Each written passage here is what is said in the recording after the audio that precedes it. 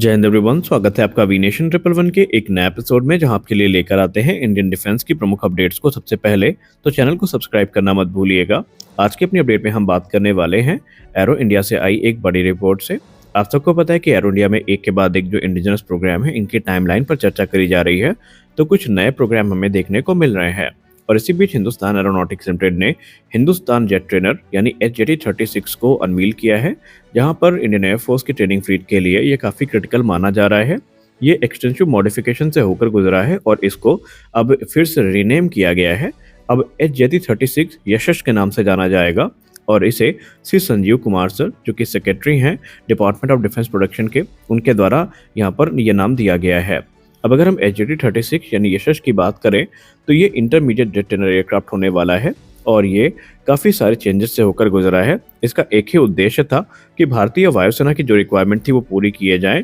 और जो पूरा का पूरा जो फ्लाइट इन्वेलप है ये भारतीय वायुसेना की ट्रेनिंग प्रोग्राम के अनुरूप हो। यशस पर बात करते हुए डॉक्टर DK सुनील सर ने ये कहा है कि ये एक बहुत बड़ी हमारे लिए क्या कह सकते हैं कामयाबी है, क्योंकि पिछले कुछ समय से ये एयरक्राफ्ट लगातार कुछ फ्लॉज से गुजर रहा था, कुछ कमियां थी जिसको हमने रेक्टिफाई किया है और अब हमें ये बताते हुए काफ़ी गर्व हो रहा है कि यशस हमारी सफलता में एक नया आयाम लेकर आया है और अब भारतीय वायुसेना की जो इंटरमीडिएट जेट ट्रेनर की खोज थी वो पूरी हुई, क्योंकि ये मॉडिफिकेशन HJT-36 को पूरी तरीके से ट्रांसफॉर्म कर चुके हैं एक एडवांस प्लेटफॉर्म में और इससे ट्रेनिंग की सारी जो रिक्वायरमेंट है जो पायलट ट्रेनिंग के लिए ज़रूरी होती हैं ये पूरी हो सकती है। उन्होंने कहा कि हमने इसकी कैरेक्टरिस्टिक्स को काफ़ी इम्प्रूव किया है और अब ये जो बेसिक और एडवांस ट्रेनिंग पायलट्स हैं उनके बीच में जो एक गैप था उसको ब्रिज करने में पूरी तरीके से सक्षम है और हमारे भविष्य के जो एविएटर्स हैं उसको लेकर हम आशा करते हैं कि यशस उनको वो सारी ज़रूरी ट्रेनिंग प्रदान करेगा जिसके लिए वो यहाँ पर आते हैं।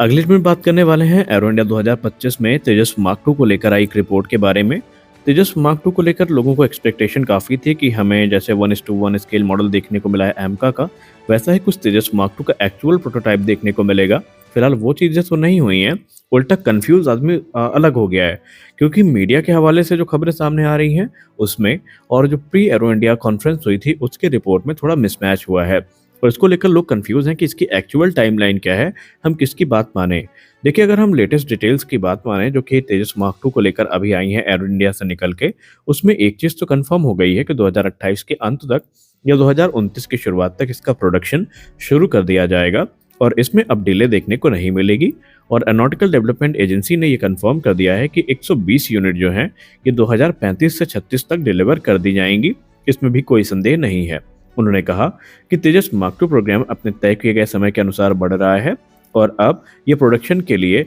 जैसे ही फुली क्लियर हो जाएगा इसको तुरंत प्रोडक्शन में उतार दिया जाएगा, किसी प्रकार की दिक्कत नहीं होगी और तकरीबन 18 यूनिट प्रतिवर्ष की दर तक बनाए जाने का जो प्लान है वो सामने आया है। धीरे धीरे ये प्रोडक्शन प्रोसेस लगातार बढ़ता रहेगा और जब रिक्वायर्ड इंफ्रास्ट्रक्चर का सेटअप हो जाएगा तो उसके बाद प्रोडक्शन को रैंप अप करने की तैयारी भारतीय वायुसेना की नीड के हिसाब से होगी और उसके बाद जो चीज़ें हैं वो आगे बढ़ेंगी। जहाँ तक बात रही 120 यूनिट की, तो आडा ने क्लियर कर दिया है कि 2035 तक हम इनको डिलीवर कर देंगे और ये भारत के मॉडर्नाइजेशन प्रोग्राम में एक बहुत महत्वपूर्ण हिस्सा लेकर आने वाले हैं।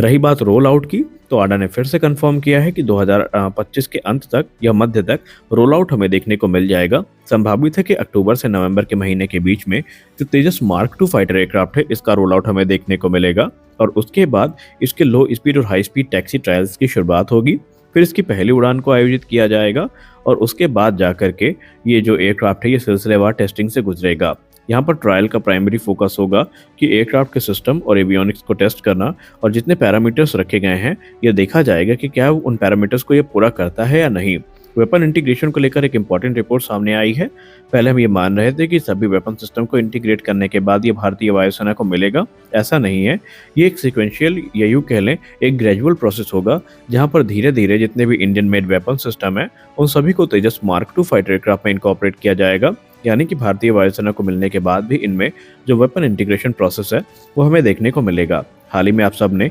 तेजस मार्क 2 के कॉकपिट सिमुलेटर को देखा जो कि एरो इंडिया में अनवील किया गया है और उसको देखने के बाद हम ये कह सकते हैं कि तेजस मार्क 2 का जो कॉकपिट है ये काफ़ी ज़्यादा एडवांस होने वाला है। इसमें large area display, side stick control और दूसरे फीचर्स हमें देखने को मिले हैं जो पहली बार हमें किसी इंडियन फाइटर्स में देखने को मिले थे। तो आज के इस वीडियो में बस इतना ही। आशा करते हैं वीडियो आपको अच्छी लगी होगी। वीडियो अच्छी लगी तो वीडियो को लाइक करिए, नए हैं तो चैनल को सब्सक्राइब करिए। साथ ही साथ आप ये भी बताइए कि आपको तेजस मार्क 2 से कितनी उम्मीदें हैं, ये कमेंट सेक्शन में बताना मत भूलिएगा। मिलते हैं अगले वीडियो में, तब तक के लिए जय हिंद।